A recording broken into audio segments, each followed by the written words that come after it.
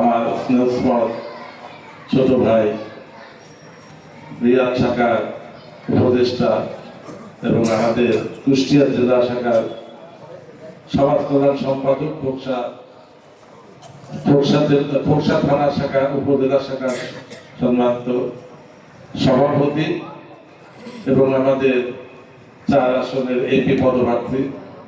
আসলে একটা মানুষ যদি তার আদর্শ ভালো হয়, মানুষ সবাই তাকে চায়। কিন্তু আপনারা একটা জিনিস কিন্তু লক্ষ্য করবেন, আমরা যারা আসছি এসে এখন এই জনসভা শুনে বাড়ি যে চুপ করে শুয়ে থাকে, তাহলে কি হবে?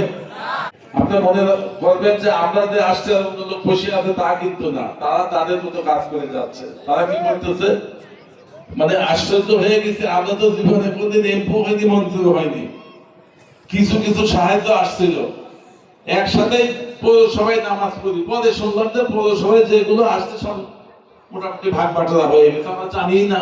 আমরা ঘটনা কি, আমি গেলাম, জামানটা কই, বলে আপনারা তো আসেন নাই। আরে সরকারি দল ক্ষমতায় নাই, তাহলে তো আমার একটা ভাগ পাওয়ার কথা। তার মানে কি, আপনি কি মনে করতেছেন যে সব ভালো হয়ে গেছে? যদি ভালোই হয়ে যেত তাহলে আমার ভাগটা রেখে দিয়ে, যেহেতু আমাদের কিছু লোকজন আছে কি আছে না, কিন্তু আমার একটা ভাগ নেই। এদিন বলে আসছে খবরদার আগে আমার ভাগ রাখবে, তারপর ঠিক আছে, কিন্তু একসাথেই নামাজ পড়ি, ওই তারাই ডিস্ট্রিবিউশন করছে। প্রত্যেকেই পরিচিত আমার বাড়িতে সবার সামনে। কেন বলেন না, কারণ আমরা তো ওইটা কোনদিন করিনি। সেদিন একজন এসে বলতে, ভাই এখন মানে তাড়াতাড়ি নির্বাচন হোক, ক্ষমতায় যে আমরা মোটামুটি একটু লুটপাট করি, মানে ভাগ পাঠা করে খাই, অত দেখি আগেই ভাগ পাঠা চিন্তা করতেছে।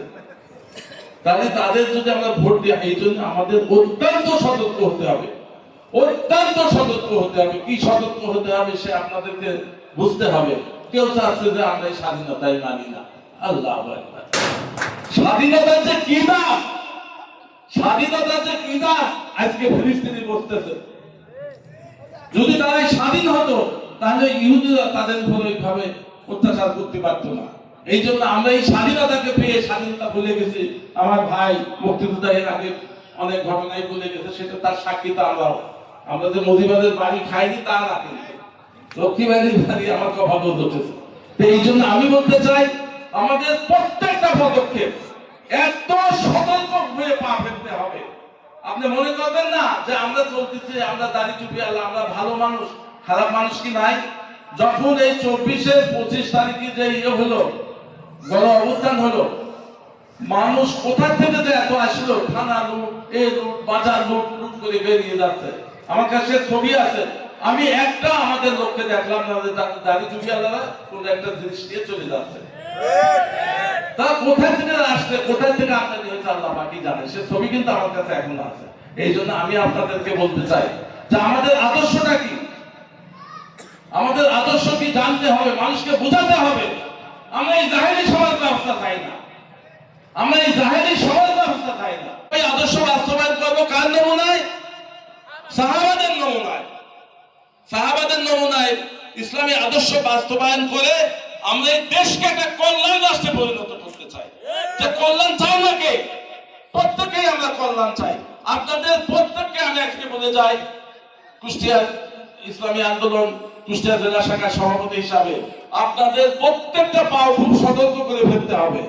আপনি মনে করবেন না যে আশপাশে যারা বসে আছে তারা কিন্তু ঘাপটি মেরে আছে, তারা ঘাপটি মেরে বসে আছে। তারা দেখতেছে ইসলামী আন্দোলন যদি আজ ক্ষমতায় আসে, বিশ্বাস চলনায় যদি ক্ষমতায় আসে, আমরা তো কোনো লুটপাটি করতে পারবো না।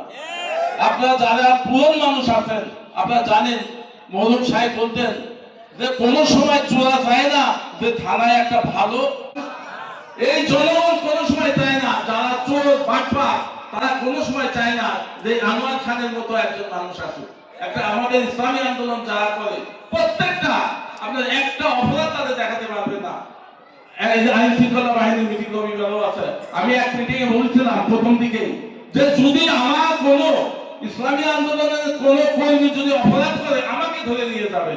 সেখানে বিএনপি ছিল, জামাত ছিল, অন্যান্য দল ছিল, তাদের এই কথা বলার কোনো সাহস হয়নি। কিন্তু আমি মনে করি আমাদের কর্মী মানে কর্মী সম্বন্ধে আমার যে আস্থা আছে, আমি মনে করি যে আল্লাহর রহমতে আমার কর্মী এমন কোনো কাজ করবে না যে আমি বেজ্জতি হব জেলা সভাপতি হিসাবে। এই জন্য আমি বলতে চাই যে আপনারা আল্লাহর উপর তাআক্কুদের চেষ্টা করতে থাকে, আল্লাহর উপর তাআক্কুদের চেষ্টা করতে থাকে।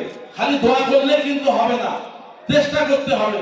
আপনারা আপ্রাণ চেষ্টা করেন, ইনশাআল্লাহ আমরা বাংলাদেশে অনেক আসন থেকে আমরা এমপি বের করে নিয়ে আসতে পারবো। তার ভিতর খোকসা কামালখালীতে আমি মনে করি যে এখানে পাওয়ার সম্ভাবনা সব থেকে বেশি, কারণ উনি নাই চাইতে আজকে মানুষের দরিদ্রায় যাচ্ছে। উনি কি চাচ্ছে যে আমার কিছু টাকা দেন কি ভালো কি মন্দ? গতদিন বললো যে আমরা এত সুন্দর একটা মাদ্রাসা ওখানে ওনার বাবা মার নামে উদ্বোধন করে দিয়ে আসছি, সেটা এই খুলনা বিভাগের ভিতর সবচেয়ে সেরা মাদ্রাসা হবে ইনশাআল্লাহ। ওনার সে প্রচেষ্টা প্রত্যেকটা ক্ষেত্রে উনি সেভাবে চেষ্টা করতেছে। আমার ছোট ভাই আমার বালক খোকসা, উনি খোকসার কৃতি সন্তান।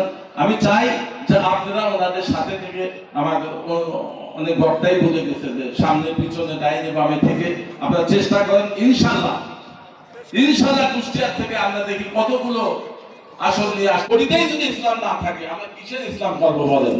আজকে যদি আপনি পীর সাহেবের দিকে তাকায় দেখেন, সেখানে প্রত্যেকটা দলের